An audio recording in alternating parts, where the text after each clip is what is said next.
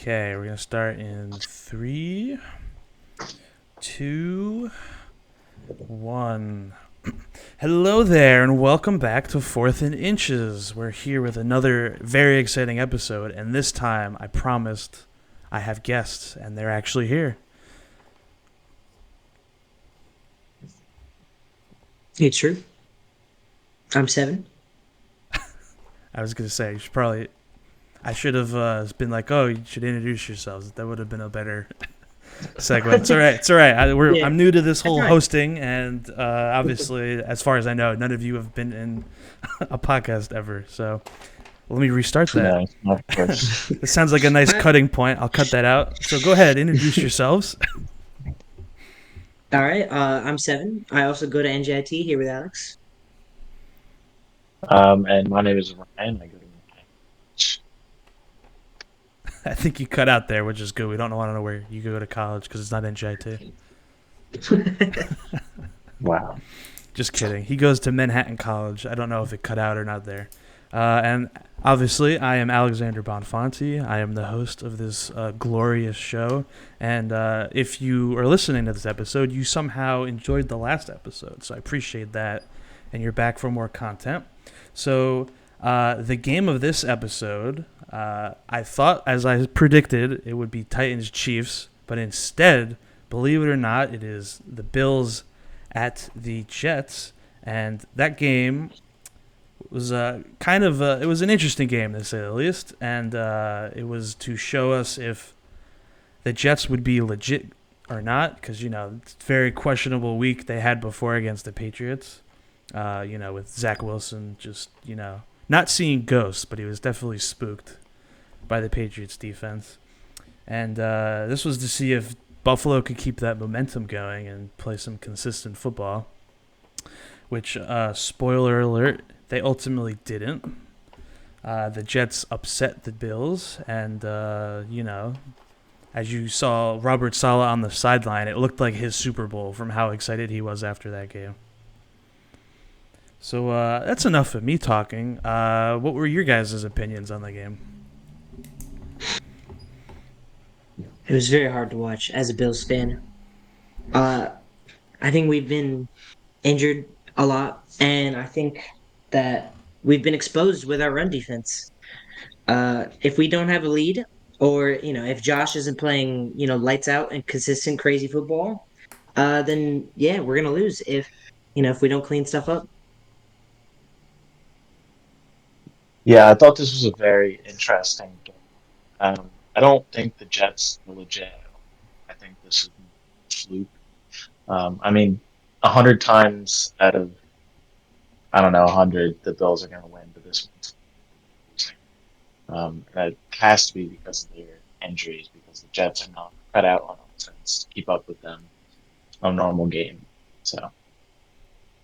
Yeah, that's very true. I know the big injury going into. Well, there's a lot of big injuries on the Bills, but I know the biggest injury was having both of their star safeties out of the game. So when I heard that news, I assumed that the Jets would have a chance and that they might be able to get a couple passes in here and there.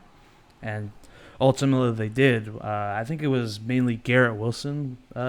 Zach Wilson was targeting a lot, and he had not like a big game, but enough receptions with enough yardage to put them in some decent spots to be able to keep a little bit of a threat for both the run and the pass alive throughout the game.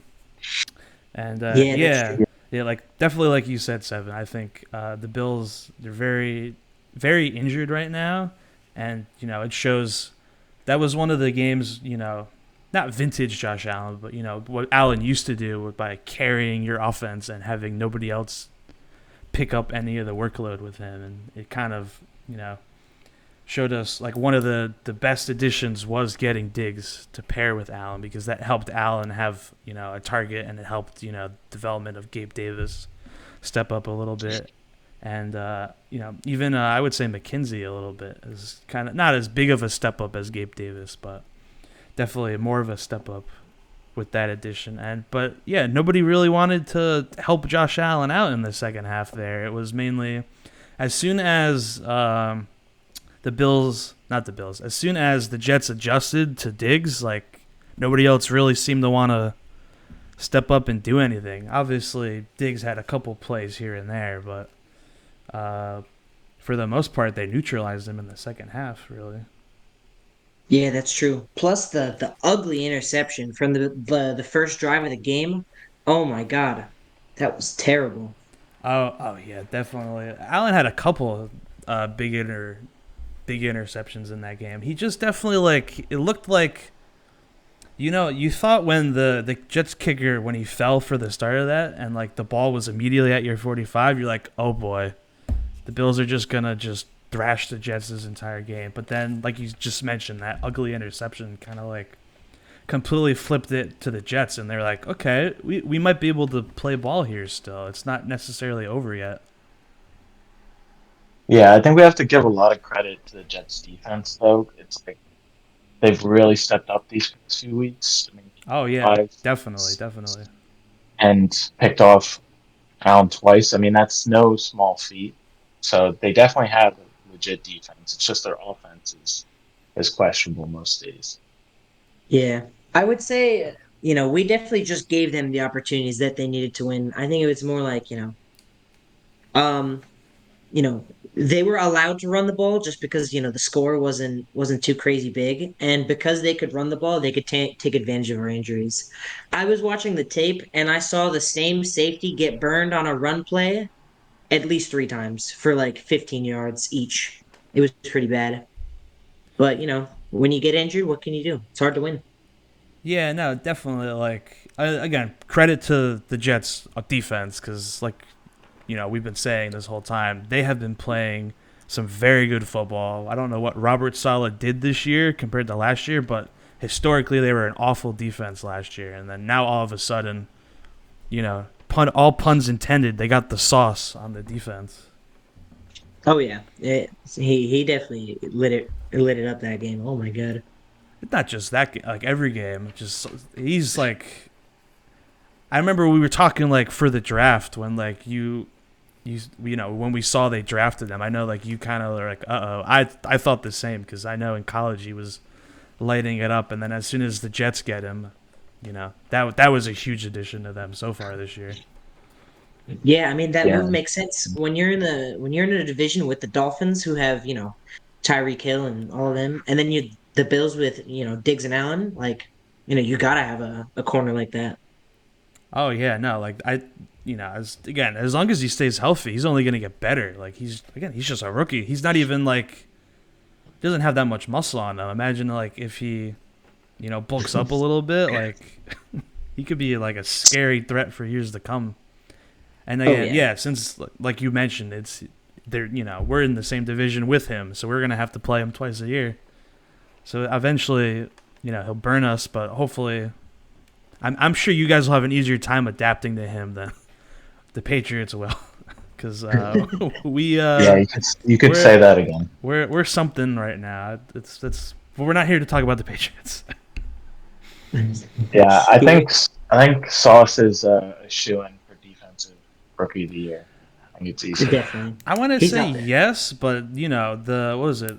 Woolen with the Seahawks has also been like playing not as lights out because he started a little rough, but like I want to say since week 4 and on, he's been like a spark for that Seahawks defense. And so I don't necessarily say Sauce is the runaway, but I would not be surprised if he ends up winning it in the end. Yeah, I think that makes sense considering that we'll probably see the Seahawks in a lot more games going forward. So we'll probably get a lot more coverage of him rather than the Jets, who Yeah, might that's true. fall off and become irrelevant. That's true. That's actually a perfect segue into where we think the Bills and the Jets will go from here. I think obviously the Bills were Super Bowl favorites going into this year. I don't see any reason why they shouldn't be still. There is some concern with these injuries if they keep piling up and they don't get any better, but I don't expect Allen to produce that kind of game that he did with those bad interceptions. Those he just again, I want to say I don't know when the elbow injury happened, but for most of the game he looked like he was kind of throwing the ball a little weird, in my opinion. So I felt like maybe he picked it up early on because he just looked like uncomfortable the whole game. Again, credit to the Jets defense. They did what they needed to do. They took advantage of what they needed to take advantage. But I just don't foresee him making those same mistakes the way he did there again.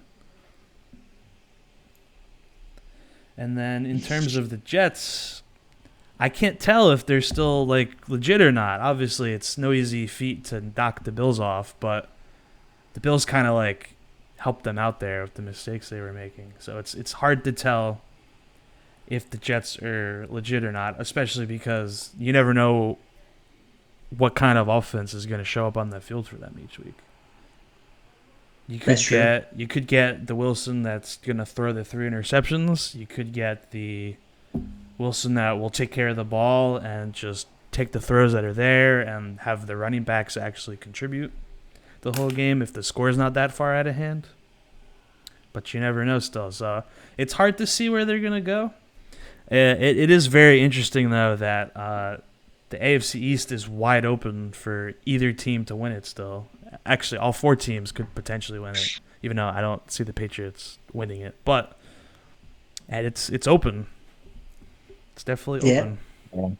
I think it's going to be a interesting race towards the end because everyone's going to be playing each other and taking wins away from each other. So it could be like a deadline the last couple of weeks. Should be interesting. Yeah, Oh, yeah. most definitely. And I'd like to say, I think that the Bills should not be favored to win the Super Bowl. I think it will be the Chiefs again to beat them out, and I think they're going to win the Super Bowl this year. I definitely agree. I'm not counting out the Chiefs. Like I've been very impressed with their adapting without Tyreek Hill, but it just makes sense because now everybody's getting the ball a little more, and Andy Reid's getting it to scheme a little more offense rather than Patrick Mahomes flustering and I don't know what to do. Oh, Tyreek Hill's out there. Let me just throw to him, and and he'll burn you up the middle or something. Throw up his deuces sign that he's been known to do. But my problem is the Chiefs' defense. I'm still not overly impressed with them. But I mean, hey, when you got Patrick Mahomes as your quarterback, you're always going to be a contender. Very true. It's true.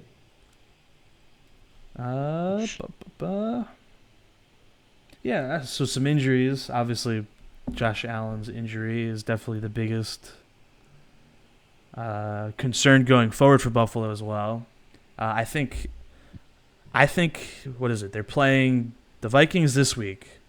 I definitely think you rest him. Let Case Keenum play. I don't see any reason to rush Allen back onto the field because especially this kind of injury, it sounds like it takes about 3 to 4 weeks to fully recover from it. So I think if Buffalo is as good as they're supposed to be, they should be able to go into this game with their backup and still thrive because the rest of the offense is intact as far as I know, right? There's no other like your offensive line. I think you got a couple people back this week, right? Yeah, the offense is getting healthier. And I think the defense needs to play lights out just because, if the offense definitely won't be it'll be good, but it won't be like with Allen, but Yeah. defense needs to come through, get some stops, some turnovers. Well, the Vikings are definitely they're a very explosive offense, but I'm not fully convinced that they're an unstoppable offense yet because they had the Commanders. They barely beat the Commanders. Yeah, that's true. So they're a very weird 7-1 team. It's like, okay, you are impressive. The Kirk Cousin with all his chains at the end of the game. That's gonna stop, hopefully. But then what are we going to say? Let's beat the first 6 weeks, and they're 8. Are they going to be legit? Or? I mean, I think they're the shoe-in for the division because the Packers stink up the place. The Lions sure as hell should not be winning that division. The Bears have been very impressive for some reason. When they came into Foxborough on a foggy Monday night, they just figured it out on offense, and haven't stopped since then, just putting up points every week. Like they went toe to toe with Miami, which was impressive. Obviously, they didn't go toe to toe with the Cowboys, but they still put up almost 30 points on the Cowboys, which is a very good defense. But so yeah, I want to say the Vikings are legit because they're going to win the division, but I don't know if they can compete with the Cowboys, the Eagles, the 49ers, who, again, they just had their bye, so they're only going to be better with Christian McCaffrey and Deebo Samuel. But besides that, there's not really many other contenders, I would say, in the NFC. So I want to say they're legit. I guess we'll have to see. That's true. That's true. You guys play them, too, at some point, I think, in the next upcoming weeks. So, like, that'll be a good test. Could be a potential championship matchup. You never know. 2 weeks from now. All right. It was a pretty good conversation, I would say. Let me see. Don't know when I'll be recording the next episode, but I have 2 predictions on what I think could be the next episode's discussion. I think it could be in Week 11. It could be the New York Jets coming to the New England Patriots, and I think the Jets will win that, as much as that pains me to say, because I don't have any faith in the New England offense or the offensive line, to say the least. Or it could be Week 12. It could be the Cincinnati Bengals at the Tennessee Titans. And I think that could be a very good game. I don't know when Jamar Chase will be back. I don't think he'll be back by then. He could be, though, which the Bengals would run away with it at that point. But if without Chase, I think Bengals barely win that. Just because, again, you have Derrick Henry, who just is running all over the league again. And seems to be pretty healthy right now, to say the least. Oh, yeah, he's stomping over the league right now. Oh my god. Yeah, he's a monster. I mean, yeah, especially from that Sunday night game. Like, it was just him, and then as soon as they contained him a little bit, and then the Chiefs got back into the game, for some reason they decided, the Titans, as in, we're going to rely on the arm of the rookie rather than using our best offensive weapon to try to win this game. Yeah, I think if the Titans can figure out their quarterback situation, they could be a sneaky favorite for the Super Bowl, just because they have that run game. Yeah, And come when that weather gets cold, the running game is very important. But that's another reason why it's important for health going down the stretch for a lot of these teams to try to make runs and to get consistently established on offense. All right. I think that'll do it. Thank you for listening to another exciting episode of 4th and Inches. Make sure to come back in a couple weeks for the next episode. I want to thank my guests for joining me. Hope you enjoyed the conversation we had, and we'll talk to you next time. Later. Go Cowboys. You think I'm going to end on Go Cowboys?